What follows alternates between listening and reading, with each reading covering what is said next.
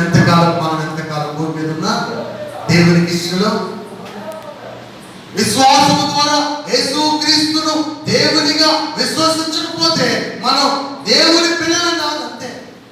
ఆయన సంతోషపెట్టలే. యేసుక్రీస్తు నామమున రక్షణ ఉంది, యేసుక్రీస్తు నామమున స్వస్థత ఉంది, యేసుక్రీస్తు నామమునే సమస్తము నీకు జరుగుతుంది. నువ్వు ఆయన్ని మర్చిపోతే, ఆయనకి ఇష్టడుగా లేకపోతే, పౌలు భక్తుడు ఒకప్పుడు ఇష్టడుగా లేడు. పౌలు భక్తుని దేవుడు పట్టుకున్న తర్వాత ఇప్పుడు అంటాడు, నేను మనుషుల మూలముగా నేను మనుషుల వలన నేను దేవుని పరిచర్యకు నియమించబడలేదు. గ్రామస్తులను సంతోషపెట్టడానికి కాదు, గ్రామంలో ఉన్న ప్రతి వ్యక్తి దగ్గరికి వెళ్ళి ప్రాధాన్యపడి దేవుని విషయమై వారిని సంతోషపెట్టడానికి నేను ఇష్టపడతాను, కానీ లోకపరమైన విషయాల కొరకు ఇష్టపడుతూ ఉంటాడు. గలతీ సంఘానికి చెప్తూ ఉన్నాడు, నేను మనుషుల దయను సంపాదించకోరుతున్నానా, దేవుని దయను కోరుకుంటానా? మనుషులను సంతోష పెడితే నేను ఎప్పటికి కూడా దేవుని దాసుడుగా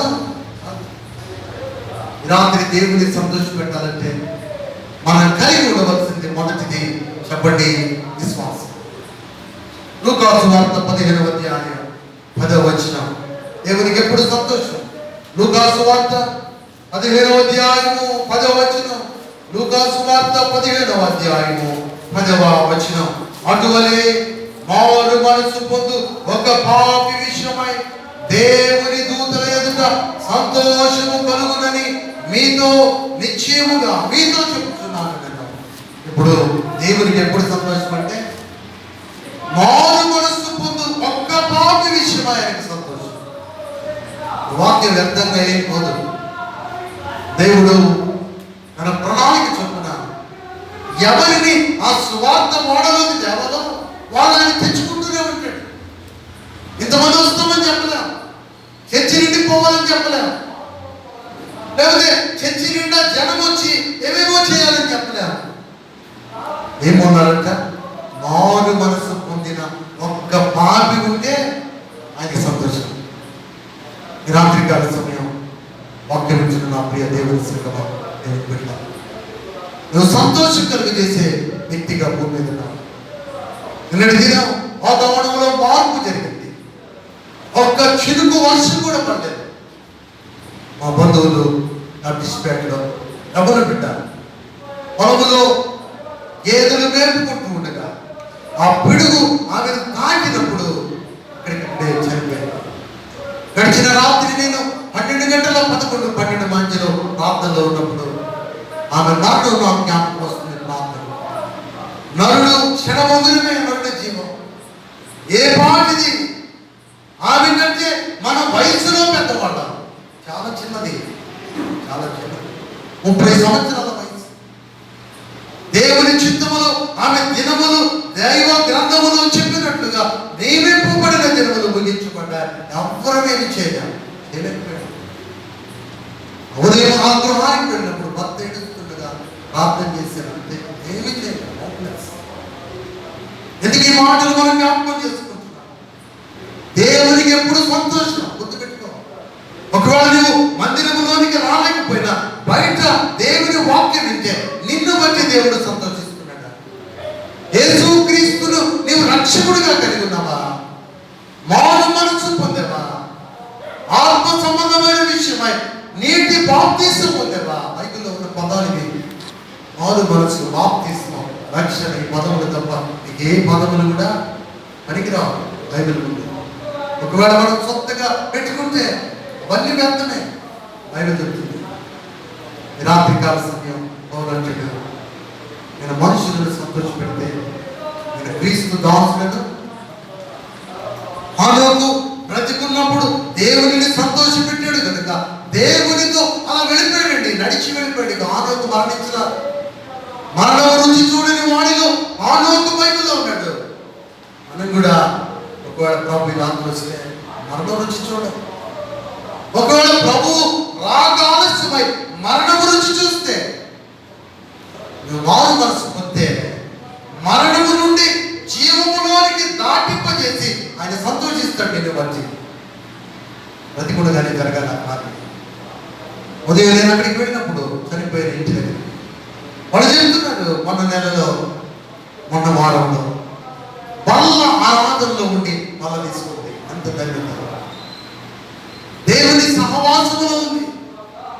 మరణించే సమయానికి ఆమె దేవుడిచ్చే జీవములోనికి ప్రవేశించడానికి సిద్ధంగా ఉంది. ఈ రాత్రి నేను ఎలా ఉన్నా? దేవుని సంతోషపెట్టగలుగుతున్నావా? లోకపరమైనటువంటి విషయాల పట్ల మనుషులు పెట్టేటువంటి నియమాలను పాటిస్తూ నీ జీవితాన్ని నువ్వు పాడు చేసుకుంటావేమో. మానవ జీవితం క్షణభంగురం. ఇంటికి వచ్చేద్దాం అనుకుంది. తనతో పాటు ఇంకా ముగ్గురు ఉన్నారు, ఇద్దరు ఉన్నారు. ఆ ఇద్దరు పడి లేచారు, కానీ ఈమెకు ఆ పిడుగు శబ్దం లేక ఆ పిడుగు తగిలి చనిపోయింది. చాలా జాగ్రత్త. ఇంతలో కనపడతాం, అంతలో మాయపడతాం.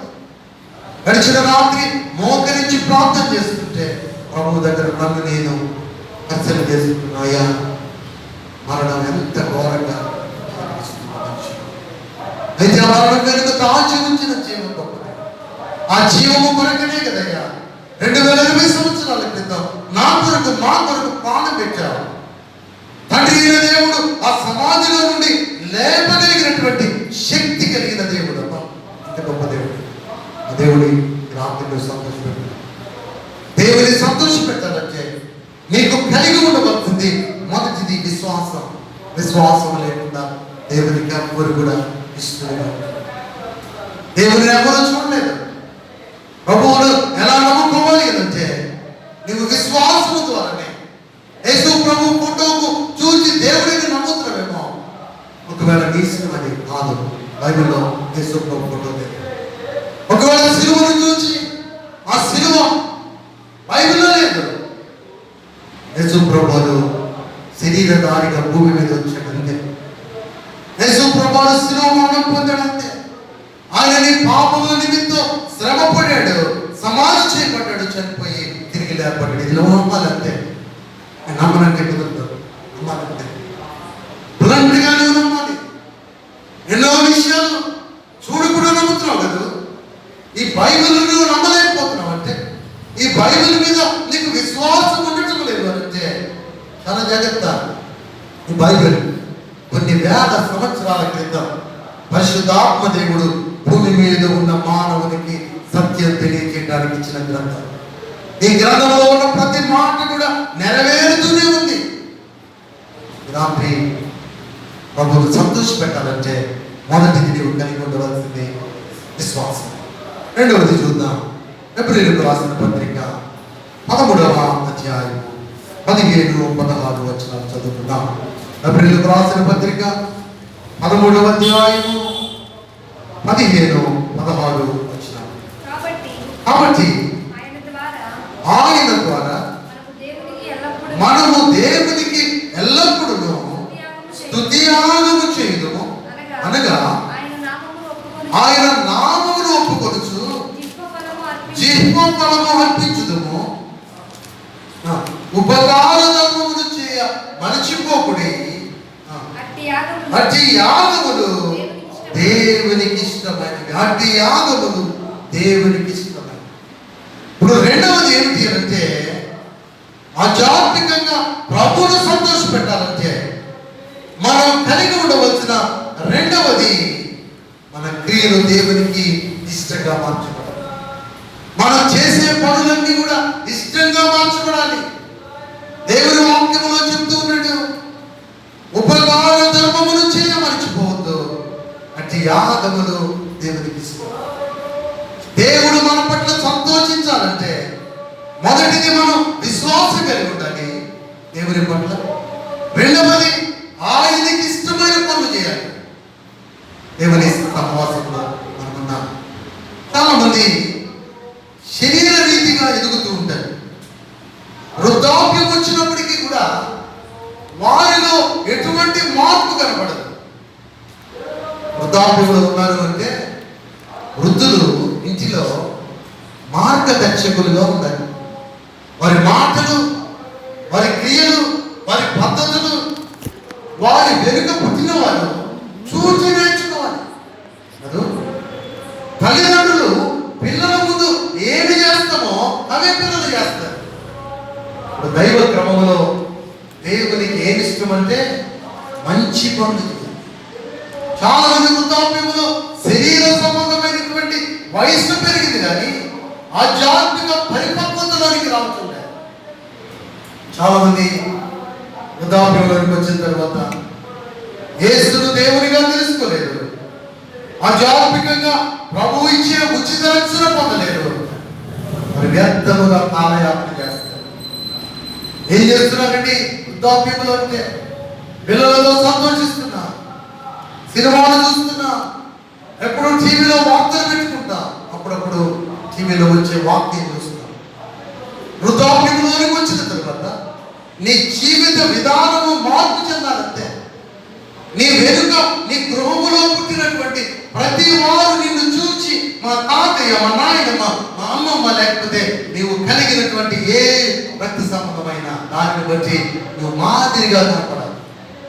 5వ మాట ఉంది, 92వ కీర్తన 12వ వచనం. దేవుని వాక్యం చదువుదాం. 92వ కీర్తన 12వ వచనం. 92వ కీర్తన 15వ వచనం. 15వ వచనం. నాకు ఆశ్రయదుర్గమని యెహోవా యథార్థవంతుడనియు ఆయన యందు ఏ చెడుతనము లేదనియు ప్రసిద్ధి చేయుటకై వారు ముసలితనమందు ఇంకా చిగురు పెట్టుచుందురు, సారము కలిగి పచ్చగా నుందురు. ఆధ్యాత్మిక పరిపక్వతలో వారు ముసలితనమందు ఇంకా చిగురు పెట్టుదురు, సారము కలిగి పచ్చగా నుందురు. ప్రభువును తెలుసుకున్నాక, సత్యం తెలిసిన తర్వాత వృద్ధాప్యంలోనికి వచ్చిన వృద్ధులకు వైరాగ్యం లేదు. ఇక వాళ్ళు దేవుని వాక్యం ప్రకారం ఇంకా చిగురు పెడతారు. చాలా మంది అంటారు కదా, ఈ ముసలోడికి 100 సంవత్సరాలు వచ్చినా మాకంటే బలంగా ఉన్నాడు. ఎలా ఉన్నాడట? ఆధ్యాత్మికంగా ప్రభువుని కలిగి ఉన్నాడు, విశ్వాసములు ఎదుగుతున్నాడు, మంచి క్రియలు చేస్తున్నాడు, ఇతరులకు మాదిరికరంగా ఉన్నాడు. దేవుని వాక్యం తన పట్ల నెరవేరుతుంది. ముసలి తనమందు ఇంకా చిగురు పెట్టుదురు, సారము కలిగి పచ్చగా ఉందురు. సారం కలిగి ఎలా ఉంటారంట? పచ్చగా ఉంటుంది.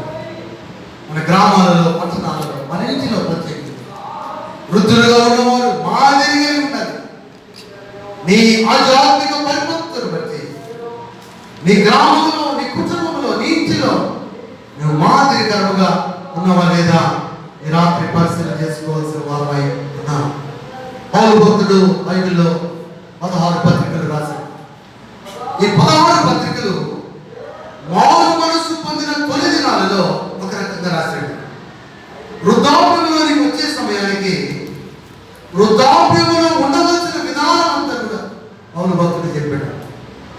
పౌలు భక్తుడు వృద్ధాప్యంలో అంటాడు, నేను బ్రతుకుట క్రీస్తే, చావైతే. నేను ఎంతకాలం బ్రతికినా ఇక ముసలితనంలో ఉన్నాను కదా, నేను బ్రతుకుట క్రీస్తే.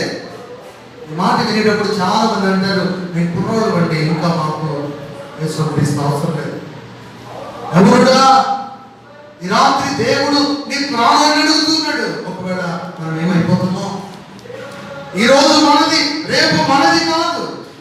నిన్నటి దినం జరిగిన సంఘటన మనల్ని బాధిస్తుంది. ఆ ప్రియ సహోదరి చాలా సౌకర్యాలు. ఆమెకు 2 ఆడపిల్లలు, 1 కుమారుడు ఉన్నారు. చిన్న పిల్లలు, తల్లిని కోల్పోయిన పిల్లలు. ఎంత ఘోర పరిస్థితి.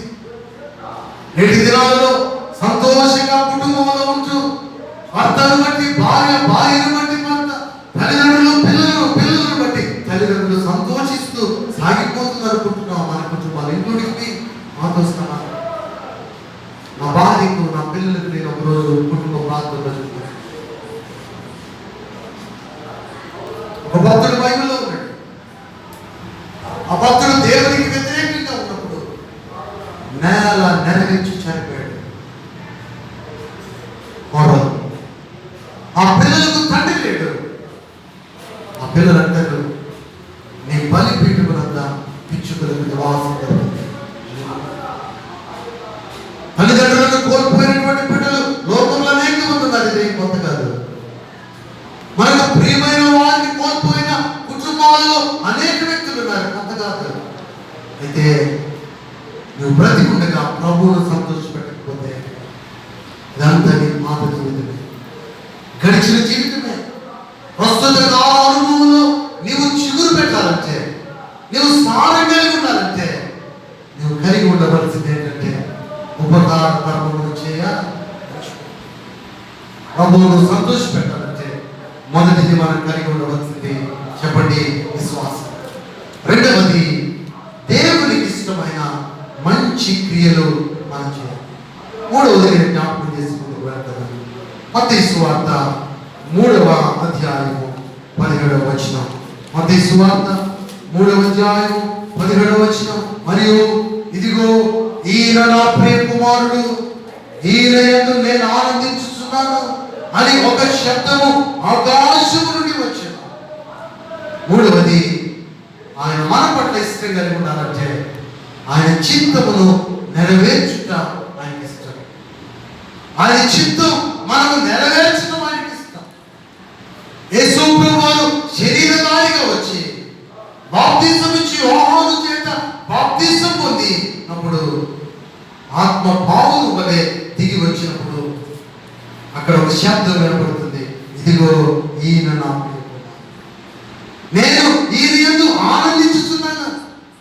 బాప్తిసం పొంది మారు మనసు పొందిన పాపి విషయమై పరలోకములో సంతోషం. ఈ రాత్రి భూమి మీద మనం బ్రతుకుతున్నాం. మనల్ని బట్టి దేవునికి సంతోషం కలగాలంటే ఆయన చిత్తం నెరవేర్చాలి. ఏంటి ఆయన చిత్తం? అపోస్తలుల కార్యముల గ్రంథం 13వ అధ్యాయము 22వ వచనం. అపోస్తలుల కార్యముల గ్రంథము 13వ అధ్యాయము 22వ వచనం. తరువాత అతనిని తొలగించి దావీదును వారికి రాజుగా ఏర్పరిచెను. మరియు ఆయన, నేను యెషయి కుమారుడైన దావీదును కనుగొంటిని. అతడు నా ఇష్టానుసారుడైన మనుషుడు, అతడు నా ఉద్దేశములన్నీ నెరవేర్చునని చెప్పి అతనిని గురించి సాక్ష్యం ఇచ్చాడు. దావీదు దేవునికి ఇష్టడు. ఎందుకు ఇష్టడయ్యాడంటే దేవుని చిత్తమును నెరవేర్చాడు కనుక. భూమి మీద ఉన్నటువంటి మనం దేవుని చిత్తమును నెరవేర్చాలి. ఏంటి ఆయన చిత్తం అంటే? తెస్సలోనికీయులకు రాసిన పత్రిక 1వ అధ్యాయం 5వ అధ్యాయము 9వ వచనంలో మన ప్రభువైన యేసుక్రీస్తు ద్వారా రక్షణ పొందడమే ఆయన చిత్తం. ఉగ్రత పాల్గొనడం ఆయన చిత్తం కాదు. నరకంలోనికి వెళ్ళడం ఆయన చిత్తం కాదు. దేవుడు అసలు నరకం గురించే చెప్పడం లేదు. బ్రతికున్నంత కాలం ఆయన చెప్పే మాట ఏంటంటే, నా యందు విశ్వాసం కలిగి నాకు ఇష్టమైనది ఇది, నా చిత్తమును జరిగించు, అప్పుడు నీవు నాకు ఇష్టడు. దావీదు గొర్రెల కాపరిగా గొర్రెలు మేపుతూ ఉన్నాడు. సమూయేలు ఇంటిలో కూర్చున్నాడు. దావీదు దేవుని మాటని సమూయేలు గారు, దావీదు అన్నదమ్ములందరూ కూడా సమూయేలు ముందుకు వస్తే సమూయేలు ఎత్తు చూసి దేవుడు ఏర్పరచుకున్న వాడు ఇతడే అనుకుంటున్నాడు. అందరినీ చూసి దేవుడు చెబుతున్నాడు సమూయేలుకి, ఎవరు కాదు. సమూయేలు అడుగుతున్నాడు, తండ్రి యెషయా, నీకు వేలైన కుమారులు ఇంకా ఉన్నారా? చిన్నోడు ఒకడు ఉన్నాడండి. ఎక్కడికి వెళ్ళాడయ్యా? నా పశువుల మంద తీసుకుని వెళ్ళి గొర్రెలను మేపుతున్నాడు, అబ్బాయిని పిలిపించని చెప్పాడు సమూయేలు. పరుగు పరుగులు దావీదు కబురు చేస్తే దావీదు ఇంటికి వచ్చాడు. సమూయేలు ముందు నిలబడ్డాడు. దేవుడు చెబుతున్నాడు సమూయేలుకి, నేను ఏర్పరచుకున్న కుమారుడు ఇతడు, నువ్వు నా పేరును అభిషేకించే, ఇతడు నా ఉద్దేశములని ఎరిగాడు, నా చిత్తం కూడా తెలుసుకున్నాడు, ఇతడు నాకు ఇష్టం, ఇతడు నాకు ఇష్టం. కూర్చున్న మనం వాక్యం ఇచ్చాడండి, వారి ఇష్టడుగా ఇంటికి వచ్చేద్దాం అనుకుంది. ప్రియ సహోదరి, ప్రాణం పోయింది, ఇంటికి రాలేదు. ప్రాణం ఈ రాత్రి ఇక్కడ కూర్చున్న మనం సజీవులుగా ఉన్నాం. ఆమె కంటే ఏమాత్రం యోగ్యం కాదు, కానీ ప్రభువు మనలో జీవం పెట్టి ఈ రాత్రి ఆయనకి ఇష్టంగా లేకపోతే మన జీవితం వ్యర్థం. ప్రభు వచ్చాడు, నా మీద నాకు ఇష్టమైన. ఎలా ఇష్టమయ్యాడు? నా చిత్తం నెరవేర్చాడు. చాలా మందితో దేవుని సేవకులు వాక్యం చెప్పి ఆరు మనసు పొందండి, రక్షణ పొందండి, బాప్తిసం పొందండి, దేవుని ప్రియబిడ్డలుగా మార్చబడండి అంటే అడచెవిని పెడతారు. శ్రమ వచ్చినప్పుడు, నింద వచ్చినప్పుడు, బాధ వచ్చినప్పుడు వామో వాయో అని అరిసేదానికంటే క్షేమ కాలమున అనే మాట బైబిల్లో ఉంది.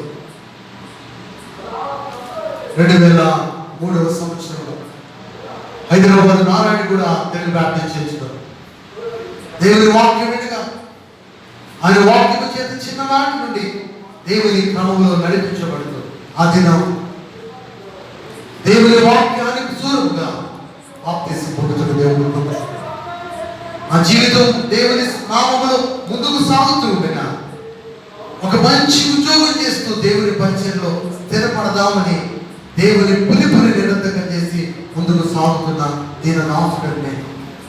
ఆ సమయంలో ప్రభు నన్ను బలపరిచి ఆయన చిత్తానుసారమైన పని కొరకు ఏర్పరచుకున్నారు కనుక నా ఉద్దేశం స్థిరం కాదు, ఆయన ఉద్దేశం స్థిరం. అందుకనే ఎక్కడ మంగళగిరిలో కూర్చుంది, ఎక్కడో తూర్పుగోదావరి జిల్లాలో పెరిగిన నేను, ఎక్కడెక్కడో తల్లిదండ్రులతో వెళ్ళి మేము ఎదిగిన మేము ఆత్మకూరు గ్రామం అంటేనే మంగళగిరిలో ఉన్న నాకు తెలియదు. ప్రత్యేకంగా ఈ గ్రామంలో ఉన్నటువంటి ఈ పరిస్థితిలో తెలియదు.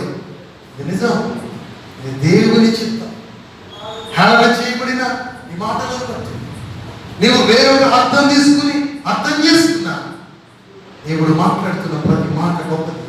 ఆయన సన్నిధిలో నిలబడింది. ఇక్కడ ఎంత ఎస్టాబ్లిష్మెంట్, దేవుని ప్రజలు ఉంటారా లేదా కాదు, అది మానవుడిగా నేను చూస్తాను. కానీ నా దేవుడు మనుషుల కొరకు చూడు, ఆయనకి ఇష్టలైన వారిని పట్టుకుంటాడు. అంటే ఆయనకి ఇష్టమైన వారిని పట్టుకుంటాడు. వీళ్ళు చేసుకుని కదా మరణించారు, కానీ మందిరంలో క్రమం తప్పకుండా సేవకులకి ఎంతో సహకారిగా ఉంటాడు. నా హృదయంలో ఆయన ఉన్నాడు. ఎందుకంటే నేను జ్ఞాపకం చేసుకుంటూ దేవుని క్రమంలో ఎదిగిన ప్రియా తండ్రి వారు మనమధ్య లేనప్పటికీ అటువంటి వారు ఇంకా వీళ్ళు పెద్దలు మనమధ్యలో మనందరూ కూడా దేవుని క్రమములోనికి వచ్చినట్లుగా దేవుడు వారి కంటే అనేక సంవత్సరాలు వెనక పుట్టిన నన్ను ఆయన పని కొరకు పట్టుకున్నాడు. అంటే వేరొకటి లేదు, వేరొకటి లేదు. జ్ఞాపకం పెట్టుకోండి. ఆయన ఇష్టంగా ఉంటాం, సంతోషపడుతాం. దేవుని సమూహంలో చేరిన ఆయన సంతోష పెట్టాలంటే 3 విషయాలు ఇదేనా నేర్చుకుంటాం. భవిష్యత్తు అంటే శనివారం మిగిలిన విషయాలు చాలా. ఒకటి, ఆయన మన పట్ల సంతోషం కలిగి ఉండాలంటే ఆయన పట్ల విశ్వాసం కలిగి ఉండాలి. దేవుడు కార్యం చేస్తాడు, రక్షణ ఇచ్చాడు, ఆయన పనుల పట్ల చేరుస్తాడు, అదే విశ్వాసం. రెండవది, మన క్రియలు ఆయన ముందు శ్రేష్టమైనవిగా కనపడాలి. మూడవది, ఆయన చిత్తం జరిగించాలి. ఆయన చెప్పిన మాట నేను ముందుగా ఇక్కడికి వచ్చాను. చాలా మంది చాలా మాట్లాడతారు. నేను వెళుతున్నది 0 లైన్కి వెళుతున్నాను. అక్కడ నేను పోషించబడాలన్నా సరే ₹1 వడ్డీకి రాదు. ఎంతమంది చెప్పారు నాకు. నిజమండి, మాట నమ్మండి. నువ్వు ఆ గ్రామానికి వెళ్ళావు, నువ్వు 0 లైన్కి వెళ్ళిపోతావు. అక్కడ చేయవలసిన సేవ కాదు. విజయవాడలో బ్రాంచ్ పెట్టుకో, బాగా అభివృద్ధి పొందుతావు. దేవుడు చెప్తున్నాడు, అభివృద్ధి అంటే నాకు మంచి బట్టలు ఉన్నాయి, తినడానికి తింటుంది, స్థితి కూడా దేవుడు ఇచ్చాడు. కొద్ది స్థితి దేవుని పని ఆయన ఎక్కడ చేయమంటాడో అక్కడ మనం ప్రాథమికంగా చేయాలి.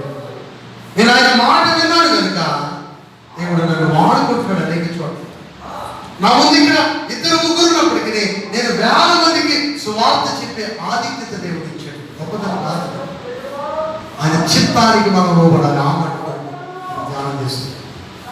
రాత్రి ముగిస్తున్నాను. ఆయన చిత్తం ఏమైనదో దానికి లోబడితే మానవుడికి ఎలా వచ్చావు, ఏం చేస్తున్నావు, ఎక్కడికి వెళ్తావు, ఎప్పుడైనా ఆలోచన చేస్తావు.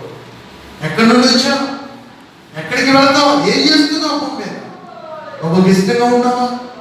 వృద్ధాప్యంలో వరకు వచ్చేసనే, మధ్య వయసులో ఉన్నానే, ఎవరి వయసులో ఉన్నానే, నా బలమేమి ఇంకా తగ్గలేదే. ఇవాడ ఈ రాత్రి నేను ప్రాణం అడుగుతున్నాను. ఎప్పుడు ఈ లోకం విడిచిపెడతామో కూడా ప్రభు ఎప్పుడు వస్తాడో తెలియదు. అది వచ్చినప్పటికీ ఆయనను సంతోషపెట్టే అనుభవంలోకి మాట్లాడుతాం. తనను వచ్చండి ప్రార్థన, తనను వచ్చండి ప్రార్థన. రాత్రి ప్రభు మనతో మాట్లాడుతున్నాడు. దేవుడు గొప్పవాడు.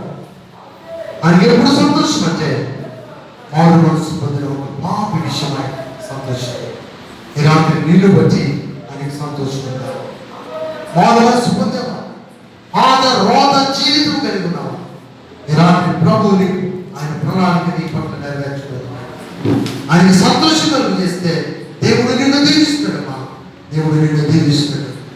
మనుషులను సంతోషపెట్టద్దు, మనుషులను సంతోషపెట్టద్దు. వాళ్ళని బాధపరచమని కాదు నేను చెప్పేది, వాళ్ళని దుఃఖపరచమని కాదు నేను చెప్పేది. దేవుని కంటే మనుషులను నువ్వు సంతోషపెడితే అది సరి ఏది కాదు అని దేవుడు జ్ఞాపకం చేస్తున్నాడు. మహాపరిశుద్ధ ప్రేమ నీ ఇతరమైన నామమును బట్టి నేను స్తుతిస్తున్నాను, ఆరాధిస్తున్నాను. ఈ రాత్రి ఇప్పటి వరకు మాకు తెలియక మనుషులను సంతోషపెట్టాలి, లోకంలో ఘనత వహించాలి ప్రార్థనలు అడుగుతున్నాం. ఇతరుల మమ్మల్ని పొగడాలని, వారు మమ్మల్ని పొగిడినప్పుడు సంతోషించాలని నీ సేవకునిగా మనుషుల వలన కాదు, మనుషుల మూలంగా కాదు, నేను నాకు ప్రాణం పెట్టిన దేవుడు, మృదులో నుండి తండ్రి లేపిన తండ్రి అయిన దేవుడు నన్ను అపోస్తులుడుగా నియమించాడు. ఈ రాత్రి గ్రామంలో నీ పని కొరకు ప్రతిష్ఠించిన నీ దీన దాసుడు శ్రమ వచ్చి మోకరిల్లి నీ సన్నిధానంలో వచ్చి అది ఆంతర్యంలో నన్ను నేను పరిశీలన చేసుకుంటున్నాను. ఈ రాత్రి కూర్చున్న వారు వారి జీవితాన్ని ఆధ్యాత్మికతను పరిశీలన చేసుకుంటున్నారు. ఎవరైతే నీ మాట్లాడుతున్నట్టు వర్ణించారు. ఈ దినం నుండి నేను సంతోషపెట్టగలిగిన సరిపోవడం దయచేయండి. విశ్వాసం మంచి పండు దేవాన్ని సన్నిధానంలో మీ చిత్తం నెరవేర్చడం నీకు సంతోషం. నేను నా ప్రియ కుమారుడు యందు నేను ఆనందించుతున్నాను. దావీదు నీకు ఇష్టానుసారమైన మనిషి. ఇక్కడ చేరిన అందరూ కూడా నీకు ఇష్టంలో ఉండటం సహాయం ఆయన గాయపరచబడినట్టు ఏ సహోదరుడు నాకు మరి ప్రేమించి ఇచ్చిన ముగ్గురు బిడ్డలకు ప్రార్థన చేస్తున్నాను. ఆయన భార్యను కోల్పోయి తన తల్లిని కోల్పోయి ప్రభా మీ సన్నిధానంలో దుఃఖిస్తుండగా నన్ను ఆదరించాడు. ప్రభా నీ కృపలో ఆయన భద్రపరచు వారి మరణం కుటుంబంలో సందేశం, సమాజంలో అందరికీ ఒక సందేశం. మరణం ఎప్పుడు మమ్మల్ని బాధిస్తున్నాను. సిద్ధంగా ఉంచండి. ఆత్మలో నిన్ను కలుసుకోవడానికి ధైర్యంగా నిన్ను సిద్ధపరచండి. ఇవాళ ఎవరైతే వాక్యం నీకు ఇష్టలుగా మార్చబడి ఇష్టపడతారు, విశ్వాసము ద్వారా మారు మనసు రక్షణ పొంది ఈ మార్గంలో నడిచే కృపను అనుగ్రహించండి. చేరిన బిడ్డలను వారి కుటుంబాలను దీవించి ఆశీర్వదించండి. రక్షకుడు యేసు నామమున నేను వేడుకుంటున్నాము తండ్రి. ఆమేన్. మన తండ్రి అయిన దేవుని ప్రేమ, కుమారుడైన యేసు ప్రభువుని కృప, పరిశుద్ధాత్మ దేవుని అన్యోన్య సహవాసము రాత్రి మందిరంలో చేరిన సంగమంతా